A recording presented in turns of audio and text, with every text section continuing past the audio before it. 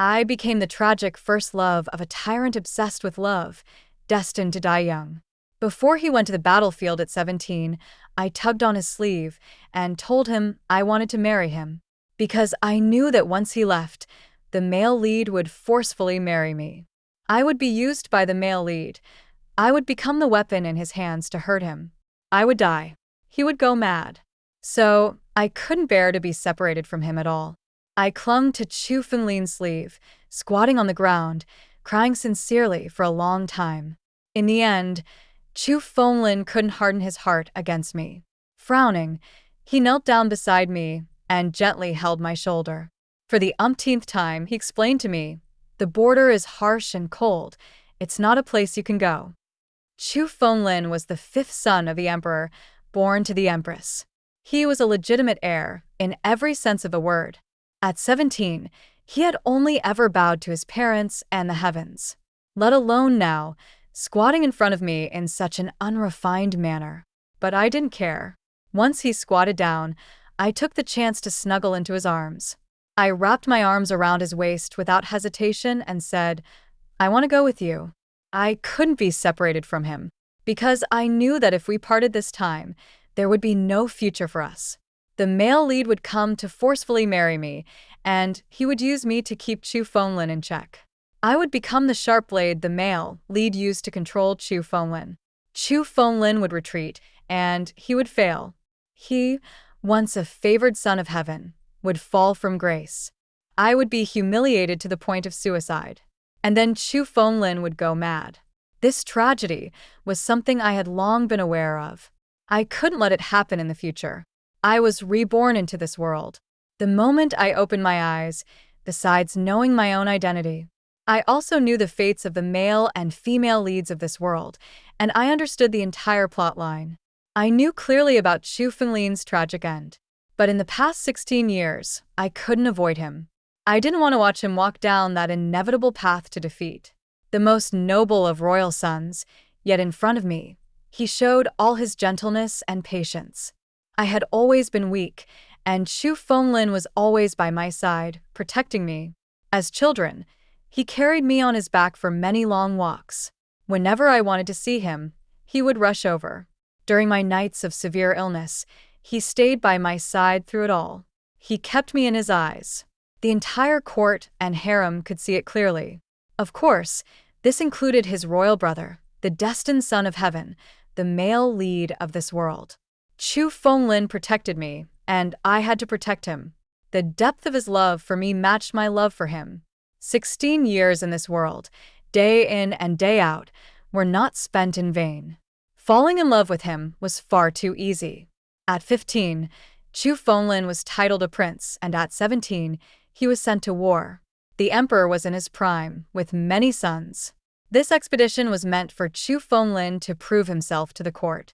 When he returned, he would be crowned the supreme crown prince. That is, if the male lead didn't interfere. So, for myself, for Chu Fenglin, I had to go with him. I buried myself in Chu Fenglin's chest, crying. I could feel his body stiffen slightly. Over the years, bound by rules and etiquette, we had been close but never intimate. This was the first time I had taken the initiative, throwing myself into his arms. He slowly stroked my back, still comforting me.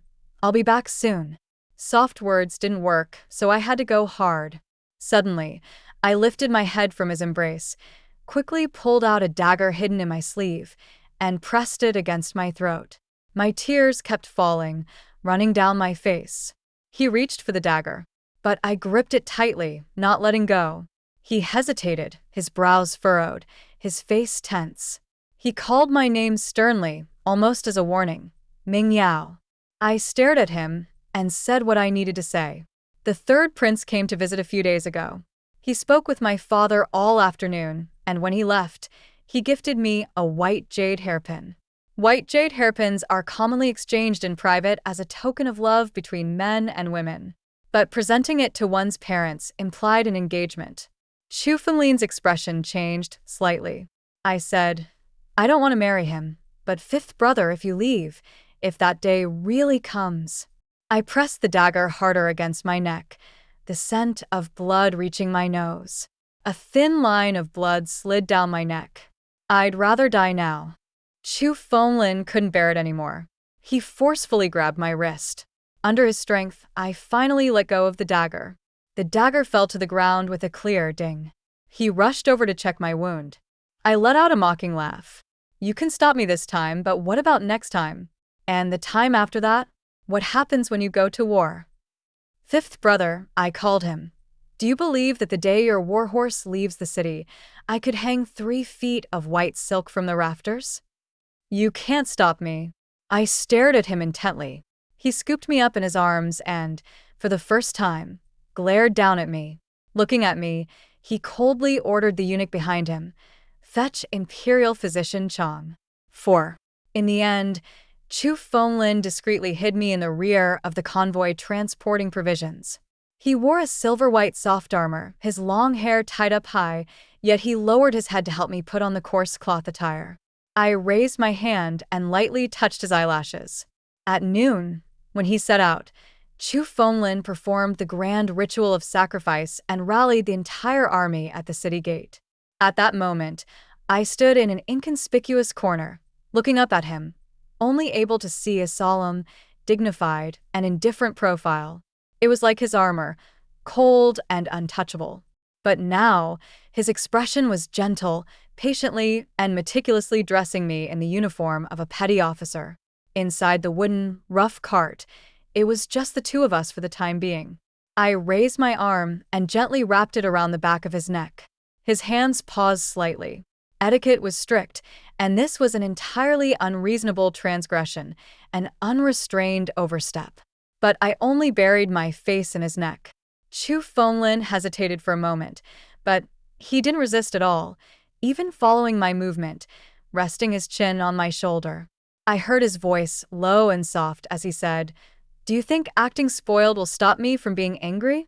He pulled back a little, his gaze lingering on the wound on my neck that hadn't yet healed. He said, "You're too casual, Mingyao." He lightly touched my neck with his fingers. "Now you even dare to cut yourself. Just for this wound, I have to punish you." I leaned my head on his shoulder and smiled at him. I wasn't guilty, nor was I afraid. I knew Chu Fenglin too well. If I wanted him to relent, this was my only move. It was the most effective, cutting through all his hesitation. He asked me, "Have you really thought this through?" I didn't follow his words and looked up at his eyes, making a puzzled sound. He was particularly gentle and said, "If you come with me this time, do you know how you'll explain it to your parents?" "I left them a letter," I whispered as I played with the ends of his hair. My father was one of the rare neutral parties in court, and my mother had royal connections. But in the current precarious situation, it wasn't they who were in danger. It was the person in front of me. I had to watch over him, protect him, and I needed him to watch over me, protect me. They know who's on my mind. They'll make excuses for me, saying I'm ill. It was such a blatant, undisguised statement. Chu Fenglin suddenly smiled. He pinched my chin, his gaze never leaving my face. "Let me see, now that you've left the capital, you dare to say anything." I didn't belong to this era. Deep inside, I didn't have the reserved nature of a well-bred lady. So I leaned in closer to let him see. We could hear each other's breath. Chu Fenglin didn't retreat, and neither did I. I blinked and softly said, "Then take a good look, a close look, fifth brother. Look at how I've grown." Chu Fenglin stared at me for a long time. The only sound in the carriage was the friction of hay and wood. Then he roughly tousled the back of my head, pressing my forehead into his shoulder. After a long while, he finally leaned close to my ear and said in a low voice, "Mingyao, don't ever say those words to anyone else." I gently raised my hand and wrapped it around his back. 5. The frontier was bitterly cold, and the battlefield cruel. Even though Chu Fenglin protected me as best he could, I couldn't avoid seeing much of it. Supplies were scarce, refugees plundered. The barbarians were vicious and fierce, and there were spies stirring up trouble in the army camp. This was Chu Fenglin's first campaign as the soon-to-be crown prince. The emperor wanted him to achieve results that would impress both the court and the imperial harem. The task given was far from simple. I wore the uniform of an ordinary guard, standing behind Chu Fenglin, watching him discuss battle plans with others while his arm, still injured, hung in a sling. When the discussion ended, several generals still looked troubled. One of them glanced my way. Chu Fenglin was more perceptive than I was. He stood up without a trace, completely blocking me from view with his tall figure. I heard his calm dismissal. Once everyone had left, Chu Fenglin turned around. His expression had softened, and with a faint smile, he hooked his finger around mine. "What are you thinking about?" I looked at Chu Fenglin's injured arm and silently cut away the old bandages to rewrap it. The original plot of the novel was the foundation of my survival in this unfamiliar world.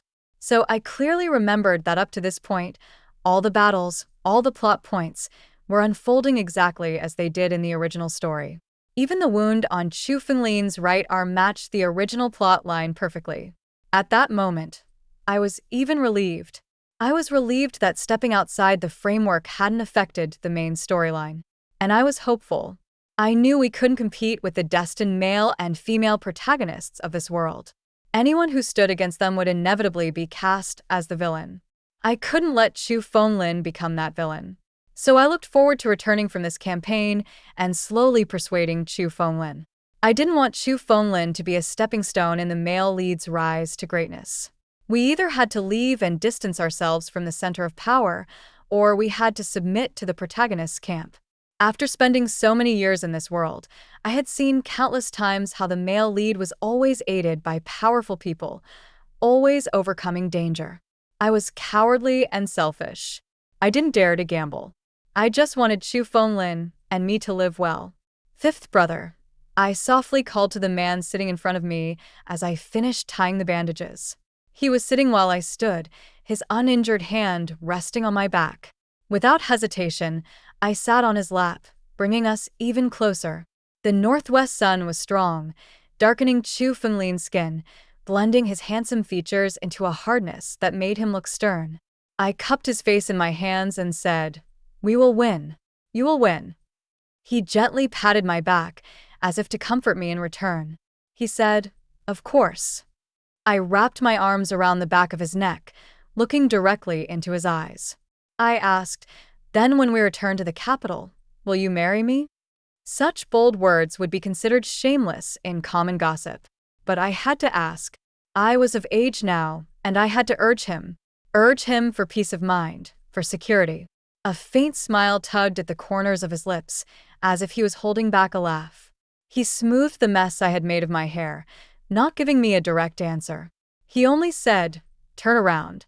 Let me redo your hair." I obediently turned but asked again, "How are you going to tie my hair with one hand?" He had already swiftly undone my hair tie, his voice coming lightly from behind. "What's so hard about tying hair with one hand?" He laughed as he spoke. "When you were 5 or 6, you were especially disobedient. Back then, I always held you down with one hand and braided your hair with the other." 6. The war stretched on for a full 10 months. Chu Fenglin's old injuries hadn't healed before new ones appeared. In my past life, I studied medicine. I didn't want to become a burden to Chu Fenglin, nor could I sit idly by while the battle raged on. So, I apprenticed myself to the military doctor, and every day I was busy rushing around among the injured soldiers. The landscape at the border was always pale and monotonous, with indistinct seasons. In the 20th letter I sent to my parents, I finally wrote the words, "Returning soon." The day Chu Fenglin returned in triumph, I heard the commotion from afar. Suppressing my excitement, I carefully finished stitching up the deep knife wound in a soldier's arm before rushing out. The sound of hooves thundered through the air, kicking up clouds of dust and mud. That familiar tall black horse led the way, stopping with a raised hoof as someone pulled it to a halt. Then I saw Chu Fenglin sitting on the horse. He held the reins with one hand and the head of the E-tribe's leader in the other. Through the crowd and the noise, our eyes met. I watched as he gracefully dismounted and slightly turned his head to give orders to his adjutant. And then, just a few steps later, he appeared right in front of me. Bending down, he easily pulled me into an embrace. I pressed against his cold armor and whispered, Didn't you say no hugs in public, fifth brother? A woman's reputation is her most important asset in this era. In the past 10 months, Chu Fenglin and I had never overstepped any boundaries in front of others. To this day, no one knew my true identity. I was just a military doctor close to him. Hearing my voice, Chu Fenglin rested his head on my shoulder instead. He seemed utterly exhausted, his breath carrying the desolate chill of the Northwest. I thought your first words to me would be congratulations, he said. I laughed softly then, with absolute sincerity, told him, I knew you would win, fifth brother. I looked up and gently wiped the bloodstains from his face with my fingertips. You never lose. 7. A great victory meant the army would return to the capital. However, on the way back, just after crossing the frigid Northwest and arriving in the warmer Central Plains, an epidemic broke out in the camp. It spread with terrifying speed. In just one night of rest, nearly 100 soldiers died. The number of infected, those who had lived side by side with the sick, was immeasurable. Chu Fenglin pulled me from the field hospital and led me back to his tent. The first thing he said to me was to leave. He dragged me forcefully, and I asked what he meant. His tone was calm and matter-of-fact. Countless sages and talented men throughout history have never been able to solve epidemics. He said, Mingyao, you cannot get sick. You mustn't stay here any longer. I shot back, what about you? Chu Fenglin lifted the tent flap and finally stopped, turning to face me after a long pause. I can't go back right now, he said. He patted my shoulder in a soothing manner, as if comforting me. I can't return to the capital, he continued. I can't bring the plague back to the capital, and I certainly can't abandon the thousands of soldiers here. I stared at his face. If you can stay, I can stay too, fifth brother. I'm a military doctor. Almost as soon as the words left my mouth, Chu Fenglin firmly rejected me. No, he said. Mingyao, I'm your fifth brother, so I'm selfish. I have to protect you, keep you safe, make sure you stay far from danger, and live well. But I'm also their general, and I have to protect them too. I can't abandon them. I kept my gaze fixed on his face, swallowed hard, and said, I won't get sick. I'm not leaving. Suddenly, he smiled, a smile he'd often given me when we were younger. It was doting, gentle, and utterly indulgent, the kind of smile that belonged only to my fifth brother. He said, This time, what you say doesn't count. He placed the jade pendant from his waist into my hand, guiding me to grasp it firmly. He called my name and said, I only ask you to listen to me this once. Do as I say, and I promise that I'll listen to you in everything from now on. But this time, you have to listen to me. He gently rubbed my fingers, his words veiled. This plague is strange. We just passed through the frigid north, yet it suddenly broke out here in the army. He looked at me and said, This illness must be resolved and thoroughly investigated. Only if you leave will I be at ease. Chu Fenglin placed the symbol of his identity, the jade pendant, into my hand. I've assigned people to escort you back to the capital. With this jade, no one will stop you. Once you're back, give it to your parents.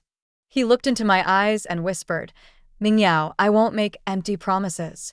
I remember everything I've promised you. Take this jade. I'm asking for your hand. He said, The day I return to the capital will be the day I bring you into the crown prince's residence. Chu Fenglin was still young, full of youthful ambition and defiance. My heart trembled, but in front of this Chu Fenglin, I couldn't hesitate. I silently wept and quietly asked, Will you be all right, fifth brother? He sighed softly, gently wiping away my tears. I'll be fine, I promise. I asked again, When will you come back? He tied a white cloak around me and said, I won't make you wait long, no more than 2 months. I pressed him for a guarantee. You won't lie to me? Chu Fenglin looked into my eyes and repeated my words seriously. I won't lie to you.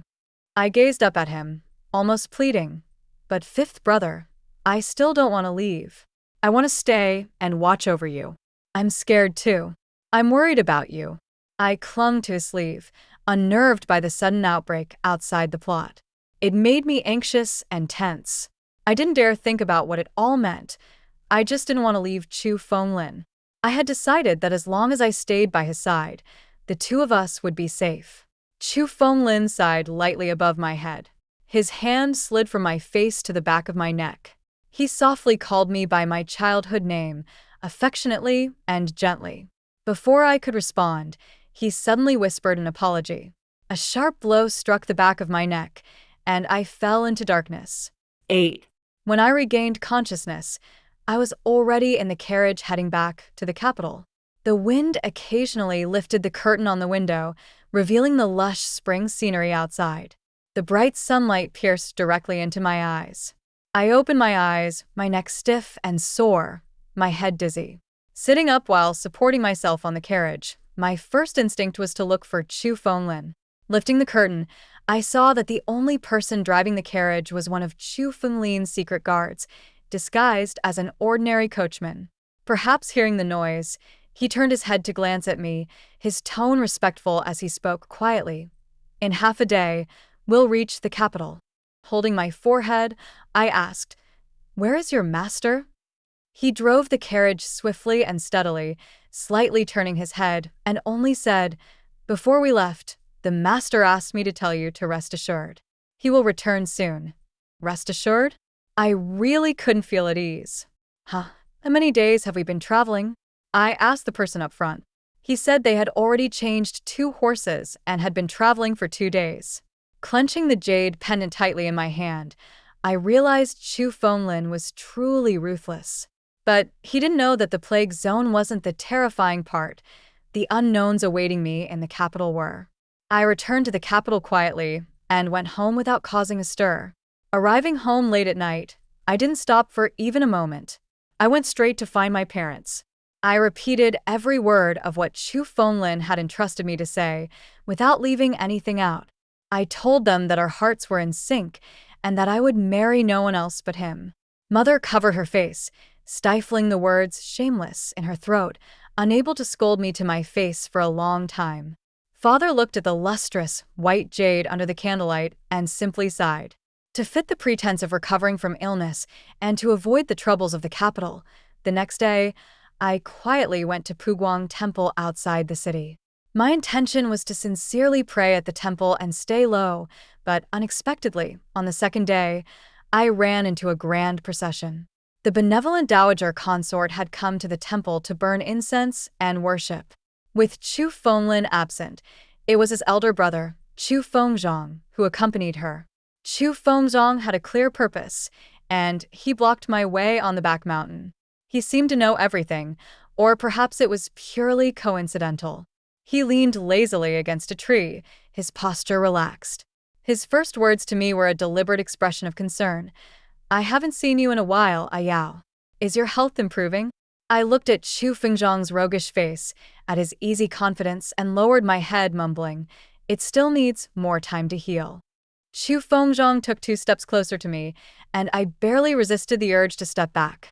He leaned down to get closer, as if carefully examining me. His fingers lightly brushed past my temple. "So pale and haggard. You really are sick." Then, inexplicably, he smiled and said, "Seeing you ill, I feel like I'm sick too." 9. At that time, I didn't understand the meaning behind his strange words. But half a month of peace later, an imperial decree suddenly landed on my head. The third prince, Chu Fengzhong, had fallen gravely ill, stricken with a severe disease. Diviners predicted that the only way to overcome this disaster was to marry a woman born under the element of wood on a specific date during the Wuzi month. The current emperor, aged and deeply obsessed with divination and mysticism, issued an order to find an unmarried girl with the matching birth chart both inside and outside the capital. It was only a matter of time before they found me. When the imperial decree arrived at Puguang Temple, I was sitting by the window, reading a letter from Chu Fenglin. The letter was a soft yellow, and inside was a pressed sprig of pale yellow jasmine flower, its stem delicate and the petals intact. He wrote about his recent situation, about how the sudden outbreak of the plague was indeed man-made, and how they had managed to bring the rampant infection under control. He also wrote about missing me, mentioning the hairpin I had left behind and how he had adopted a stray, skinny yellow cat. The letter and the jasmine flower had been kept together for so long that they shared a faint fragrance. I carefully ground ink and began writing a reply to him. I wrote, "Fifth brother, Mingyao is doing well." The ink had barely dried when the sharp, eager voice of a eunuch echoed through the quiet temple. Everything that followed felt like a chaotic dream, beyond my control, leaving me no room to hesitate or resist. Everything was rushed, frantic, and urgent. The wedding date chosen by the imperial astronomer was the very next day. I was bundled down the mountain in a sedan chair, dressed in red and painted with makeup, without even having the chance to look at my parents' faces, half worried, half pleased. The sound of Swona blared, red paper filled my vision, and I was escorted into the prince's residence, hidden amidst countless lanterns. During the process, I thought about escaping more than once. But I was surrounded at all times by maidservants and eunuchs, each well-versed in martial arts. Escaping under their watchful eyes was a fool's dream. Besides, if I fled, I would be guilty of defying the imperial edict. My parents, my family, the entire Ming household spanning 4 generations would be branded as traitors. Prince Chu Fengzong was gravely ill, too weak to rise. I performed the wedding ceremony, bowing to the heavens with a rooster in my arms. It wasn't until I was finally escorted into Chu Fengzhong's bedchamber, surrounded by people, that I felt a brief moment of peace. The room was decorated in festive red, the colors so bright it hurt my eyes. The scent of wine and fruit couldn't mask the overwhelming smell of medicinal herbs in the air. I sat quietly at the table and removed the bright red veil myself. On the bed just a few steps away, Chu Fengzong lay in red undergarments, his eyes closed, as if asleep or unconscious. There was a hairpin hidden in my sleeve, and I stared at Chu Fengzhong's exposed throat. If I stabbed him, if I killed the world's predestined son, would Chu Fenglin finally be free from all threats? But if Chu Fengzhong ceased to exist, would this world continue to exist? From the corner of my vision, Chu Fengzhong's eyelashes trembled slightly, as if he sensed my intense gaze. He slowly opened his eyes. For a brief moment, our eyes met. His gaze was clear. He smiled slightly at me, then began to cough and wheeze. The physicians and attendants waiting outside heard and rushed in, crowding the room. I was pushed aside, watching them tend to him, pretending he was deathly ill. In the prince's residence, the eunuchs and maidservants all knelt, thanking the heavens for their prince's recovery. Someone grabbed my hand and tugged at my robe, declaring that I was a match made in heaven with Chu Fengzhong, destined to be his wife from a previous life. They said that as soon as I arrived, the prince miraculously recovered. I watched the farce unfold, seeing the world revolve around Chu Fengzhong. 10. The people of this era believed in the gods of heaven and earth, and in the superstitions about evil spirits. During that time, stories about how my marriage to Chu Fengzhong had brought him back to health spread like wildfire, both in the imperial court and among the common folk. In the original plot, Chu Fengzhong's proposal was merely a display of power, and our marriage was quiet and understated, never this sensational. By the time Chu Fenglin's horse stepped foot in the capital, he would already have heard of the public buzz around my union with his third brother. After the wedding, Chu Fengzhong's health recovered rapidly. By the 3rd day, he could already walk freely. Due to his condition, the royal family granted us the privilege of not having to enter the palace to offer our formal greetings. That night, on the 3rd day, Chu Fengzong, dressed in a black inner robe, pushed open the door to my chamber. The room was scented with incense, and the red candles cast their light on the white and red window screens. I sat by the window, watching him approach. Whether in the original story or now, I was the first woman he married officially. He held a wine cup, a faint smile on his face as he stood before me. He said, "On our wedding night, I wasn't feeling well. We didn't drink the wedding toast." I looked up at him, but didn't take the cup. "Is it really necessary?" His brow arched slightly as he reached out to pull me close, his voice soft. "We are husband and wife." Chu Fengzong wanted me to give up, to break Chu Fenglin's heart. He wanted to solidify our marriage. I subtly shifted away from his grasp and looked toward the pear tree blooming in the courtyard. I said, "If I don't want to, you can't force it." I was speaking about the wine, but also about more than just the wine. The room fell silent for a long time, so quiet I could hear the crackling of the candle flames. Chu Fengzong remained still. He stood behind me, as though staring at me for a long while. Finally, he leaned closer, a mocking smile in his voice as he said, "You married me, and you still want to remain faithful to him?" I didn't respond to his words at all. After a long time, he finally turned and left. He didn't stay in my room that night. Chu Fengzhong was, after all, the male protagonist destined by the heavens in this world. In the future, he would have thousands of concubines in his harem. Now that he had married me, his goal was achieved. There was no need for him to waste any more time here. 11. The plotline had completely collapsed. It felt like I was being punished for my previous decisions and presumptions. Many of the details had diverged so far from the original storyline that I could no longer steer its course. And so, 10 days after my marriage to Chu Fengzhong, when we entered the palace to pay our respects and I saw Chu Fenglin, who had returned to the capital, standing in the great hall, I was filled with a deep sense of dread. Wearing a luxurious and heavy gown, I lifted my skirt to step over the threshold, and when I raised my eyes, I saw the familiar, tall figure standing in the center of the hall. Instinctively, my movements paused. Chu Fengzhong, standing in front of me, suddenly turned around. He adjusted my wide sleeve and grabbed my hand, which I had hidden beneath it. His grip seemed light, but I couldn't break free. In front of everyone, he smiled gently at me, playing the part of a doting husband, and whispered softly in my ear, "Yao, be careful of the threshold." I turned my head away from him, and when I looked up again, Chu Fenglin had already turned to face me. Lowering my gaze, I avoided meeting his eyes, but I could still feel the deep, cold focus of his stare on me. His eyes swept over my elaborate gown, and then down to where Chu Fengzhong held my hand. Chu Fengzhong led me forward, turning to congratulate Chu Fenglin on his victorious return. Finally, I looked up at Chu Fenglin. In the month since I last saw him, he had grown even thinner. It was still the same familiar person, the same familiar face, the same familiar gaze. We stood so close, but it felt as though we could never get near each other again. Chu Fenglin completely ignored Chu Fengzhong. His eyes were fixed solely on my face, as if he could take me away if I only reached out. He stared at me for a long time, so long that Chu Fengzhong eventually asked in a teasing tone, "Fifth brother, why are you staring at my Yao like that?" So long that even the emperor, seated on his throne, started to ask why Chu Fenglin was behaving so strangely. I moved my lips and finally said in a low voice, "Congratulations on your victory, Your Highness."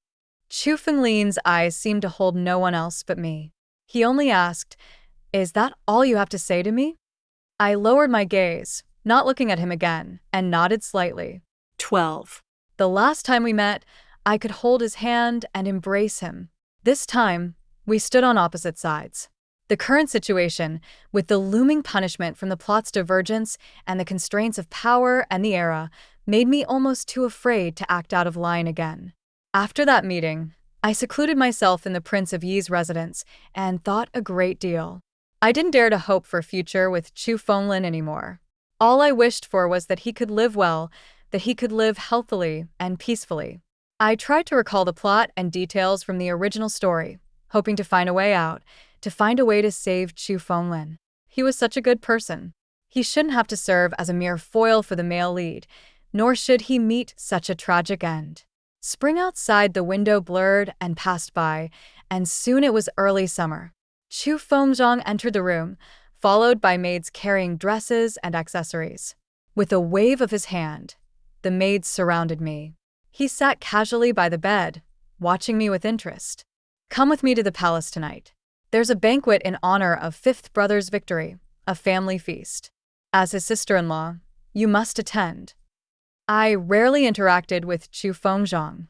In the Prince of Yi's residence, we didn't see each other often. When we did meet, he would speak at length, while I remained silent. This time was no different. I sat quietly in front of the mirror, letting the maids apply my makeup. Suddenly, a slender hand reached over and grabbed my chin. The maid's hands paused, and I was forced to look into Chu Fengzhang's eyes. He always had a smile on his lips, mocking, playful. He leaned closer to my ear and whispered, "I'm curious, do you act this lifeless in front of him too?" Expressionless, I stared back at Chu Fengzhang's cruelly amused face. 13. The sound of palace music filled the air, and the wine cups clinked together. I sat to the left of Chu Fengzhang, while Chu Fenglin was positioned just across from us. Whenever I looked up, I could catch a glimpse of the corner of his sleeve. There were attentive eunuchs serving at the banquet, but Chu Fengzhang took over their duties, constantly focused on me, peeling shells, serving food, pouring wine, and refilling water. It was as if he wanted to solidify our affectionate relationship in front of everyone, especially before Chu Fenglin. Tonight, I didn't glance at Chu Fenglin even once. I could only hear the eunuch's footsteps circling behind me. Chu Fenglin's table was always being filled with wine. He was not a heavy drinker and didn't wish to lose his wits to alcohol, but tonight, he had indeed drunk a bit too much. I found it hard to sit still at the table, and after a glance at Chu Fengzhang, I decided to leave the great hall first. The maids and guards followed me as I stood in the pavilion, looking at the lotus flowers that had bloomed early in the pond. Suddenly, the atmosphere behind me grew quiet. I instinctively turned my head to look, feeling a hand gently rest on my shoulder. My movements halted. I didn't need to see or hear to know who stood behind me. "Why did you come out?" I asked Chu Fenglin, staring at the lotus in the center of the pond. I heard his breath, mixed with the scent of alcohol. His first words to me were an apology. He said, "Mingyao, fifth brother has let you down." I blinked, unable to stop the tear that fell from my eye. Chu Fenglin turned me around by the shoulders, lifted his hand to wipe away my tears, and gently pressed his forehead against mine. He said, "Fifth brother came back too late." Chu Fenglin was still the familiar Chu Fenglin I knew. His gestures, his gaze, the strength he used to support me, everything was as I remembered. I looked at his face and called out hoarsely, "Fifth brother." He replied, "I'm here." I raised my hand gently to cup his face. "Are you hurt? Are you ill?" He shook his head. "No, not at all." He then asked me, "What about you?" Tears were unstoppable in front of Chu Fenglin. He had always been the one to hold all my emotions since childhood. I hardly ever cried or threw tantrums in front of my parents. I only showed my true self to Chu Fenglin. I cried and shook my head. "I'm fine, fifth brother." "I'm fine," I repeated. He lowered his gaze at me. "But I'm not." He said this one sentence, revealing a rare vulnerability, then quickly changed the subject. His forehead was still pressed against mine, and the night breeze swept between us. He said, "Wait a moment. Fifth brother will be here to pick you up soon." Chu Fenglin spoke those words lightly, but they held much meaning. I asked him softly, "What will you do?" He smiled at me reassuringly and simply said, "Just wait for me." 14. That night on the carriage back, Chu Fengzhang sat across from me. He stared at me for a long time, and as the carriage passed through the palace gates, he suddenly spoke, genuinely curious. Propping his face on his hand, he smiled and asked, "Io, what's so special about you? Why does he value you so much?" Chu Fengzhang casually added, "He's even willing to relinquish the crown prince's position." I looked up in shock and finally asked Chu Fengzhang, "What did you say?" He had piqued my curiosity, but didn't elaborate any further. He just smiled lazily, leaning back in his seat, watching me with interest. I wasn't sure what kind of understanding Chu Fengzhang and Chu Fenglin had reached, but afterward, Chu Fenglin was able to climb over the tall walls of the Yuang residence to see me. We could talk through the window. I could trace his face in the moonlight. I received letters he wrote to me. The content of the letters was simple. He only wrote, "Mingyao, fifth brother is doing well." Chu Fenglin saw it, saw the words I had written at Puguang Temple. So he gave me a belated response. This letter perfectly gave me hope, gave me expectations. Chu Fenglin and I still had a future together. He would be fine and so would I.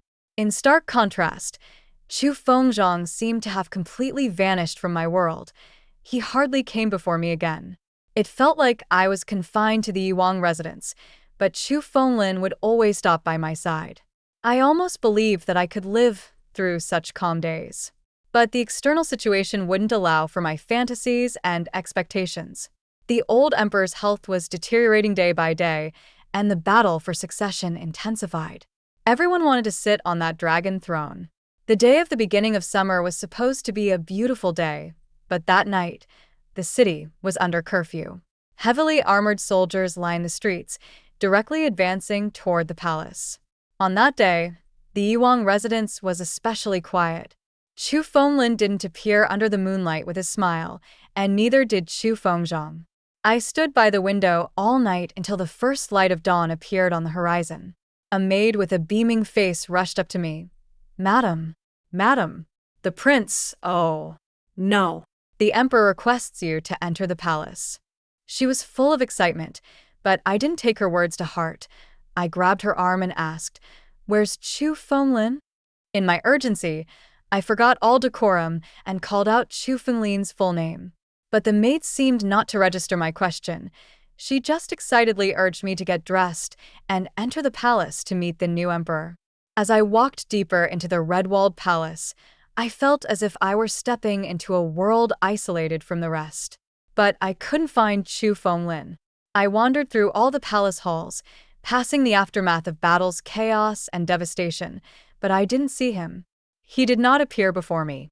Finally, I strained myself to stop in front of Chu Fenglin's residence in the palace, collapsing weakly onto the threshold. This palace, once bustling with life, now felt entirely isolated from the world. All that remained was desolation and decay. I sat with my knees hugged to my chest until midnight, waiting for Chu Fenglin to show up. A long time passed, and as the crescent moon rose overhead, a pair of shoes finally appeared in my line of sight. The person stopped in front of me and reached out a hand. I looked up along the embroidered gold thread of his black robe, but regrettably, it wasn't the face I had hoped to see. In just a few days, Chu Fengzhang had shed his usual levity, his entire presence radiating pressure. He pulled me up without giving me a chance to resist and leaned close to my face, softly asking, "What are you upset about?" "The old dynasty has fallen. Sacrifices are perfectly normal," he said. The walls shielded the walls, and the summer palace felt icy cold to the bone. Chu Fengzhang led me through the eerily quiet palace, moving between walls. He said, "At the critical moment, Chu Fenglin can't seem to figure out whether to yield." Chu Fenglin shot me a glance, light and casual. "But this isn't just a game between us brothers. It's a matter of all factions." He spoke slowly. Being born into the royal family is difficult. Wanting something is hard, but not wanting it is even harder. Chu Fenglin's abdication has disheartened many prominent families. Chu Fengzhang suddenly stopped and leaned in closer, seemingly studying my expression in the moonlight. Then he slowly finished the second half of his sentence. "Killing him as a sacrifice can maintain the dignity of these families, and they can then rightfully shift their allegiance to me." Chu Fenglin smiled, extending his arms as if introducing me to his kingdom. "That's how I can ascend smoothly." I took a deep breath, suppressing my expression and emotions, and heard my own voice, calm enough to feel strange. "Where is his body?" Chu Fenglin glanced at me. Although Chu Fenglin has been branded a rebel, he is still a member of the royal family. His corpse was buried in the royal tomb. It's just that those people were swift and had already buried him. Buried. The words from Chu Fengzhang churned in my heart like turbulent waves. At this moment, I couldn't muster the strength to think of anything more. I could only recall my last sighting of Chu Fenglin. He stood under the pear tree in the courtyard, tall and elegant, bathed in moonlight, looking both beautiful and cold. He had been tying a kite to my wrist, saying, "Next time we meet, we'll fly this kite together." I still kept the kite safe, but where was he?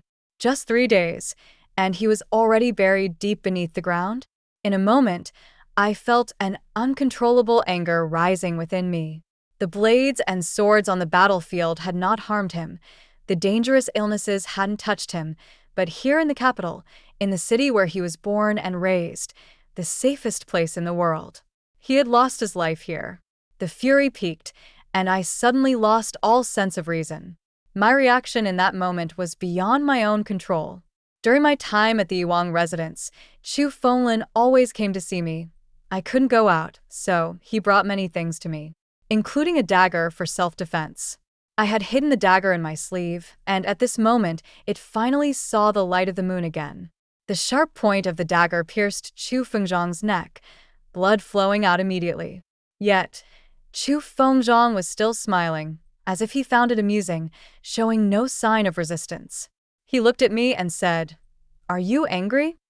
I pressed harder, plunging the dagger deeper into him. Chu Fengzhang seemed utterly oblivious to the pain. He gently called my name, gazing at me intently. "Io, do you love him this much? But if you kill me, you'll never see him again." I didn't believe Chu Fengzhang's words. I hated him too much. I loathed Chu Fengzhang. If it weren't for him, if it weren't for his interference. I didn't hold back. Instead, I drove the dagger deeper. Until suddenly, I heard footsteps behind me. Someone had come from behind and seized my hand. That person spoke softly above my head. "Mingyao, if you kill him, we won't be able to escape." I abruptly released my grip and turned around. In the moonlight stood Chu Fenglin in black, a wound on the side of his face, looking down at me. In my shock, I couldn't even speak. I just stared at him, studying his face and eyes closely. I furrowed my brow and called out hoarsely, "Fifth brother?" He gently removed the dagger from my tight grip, saying, "I'm here." I called out to him again, "Fifth brother." He responded softly with a holding my hand to touch his own face. He said, "I'm here. He's lying to you." In the midst of extreme sadness and joy, I couldn't react. I could only stare at him blankly. Then Chu Fenglin leaned down and hugged me. Feeling his tangible warmth, I finally raised my hands to hold him, using a strength I had never known in my life, as if I were embracing a treasure that I had lost and found again. His chest trembled slightly, and I heard him speaking to Chu Fengzhang behind him. "How's the injury?" Chu Fengzhang's tone remained light, as if he shook his head. "It's nothing serious." Then Chu Fenglin's voice grew cold. "Why did you scare her?" Chu Fengzhang instead laughed. "This is interesting. I've never seen her angry before, and I wanted to see." Chu Fengzhang said, "I wanted to see what she looked like when she was angry because of you. Turns out she loves you this much. Turns out she really would kill someone." Chu Fenglin held my back, seemingly giving a gentle warning. "You've gone too far." 15. We left the bustling capital, the city that gave us life and nurtured us. Back then, I only wanted to survive with Chu Fenglin. At that time, I considered two options. One was to escape, and the other was to submit. To distance ourselves from the center of power, or to pledge allegiance to the Son of Heaven. But I never expected that Chu Fenglin would choose both. Before the palace coup, he had already aligned himself with the male lead. After the coup, without any hesitation, he took me away. After living in this world for 17 years, always on edge, I finally seemed to find peace. One afternoon, I lay down to nap on Chu Fenglin's chest. When I woke up, I suddenly remembered the prominent female lead from the original story. By the time Chu Fengzhang ascended to the dragon throne, the female lead, who should have stood by his side, had yet to appear. I turned to Chu Fenglin and mentioned the female lead's name, asking if he knew of her existence. Chu Fenglin was reading a book. Hearing my question, he hesitated for a moment and then shook his head. "I've never heard of her." I ransacked my memory, but couldn't find any mention of the female lead. My memory couldn't be wrong. The world was changing rapidly again. Chu Fenglin hadn't become that mad and terrifying tyrant, and Chu Fengzhang hadn't encountered the fated woman. I didn't dwell on this question for long. Instead, I rested my hand on Chu Fenglin's shoulder. I began to talk about the letter he had written to me back in the Wang residence. But after some thought, Chu Fenglin smiled helplessly. Mingyao, did you get it wrong? At that time, I had already reached an understanding with third brother. I could see you every day. Witnessing it in person was far more meaningful than letters. Chu Fenglin said he hadn't written me a letter back then. So, who had written that 6-character letter to me? That letter, which had comforted me with the words, "Fifth brother is doing well," had been written in Chu Fenglin's voice. Who had sent it? That half-finished letter from Puguang Temple. Who had it ended up with? I hazily touched on that answer. That sole answer. But I didn't want to think deeply about it. Nor did I want to dwell on it. On the night of the coup, everything was chaotic and desolate. Chu Fengzhang took my hand and led me out of the palace walls, bringing me to Chu Fenglin. There was my ending with him. From then on, I only wished to be with the one before me, my beloved, and to live peacefully for the rest of my life.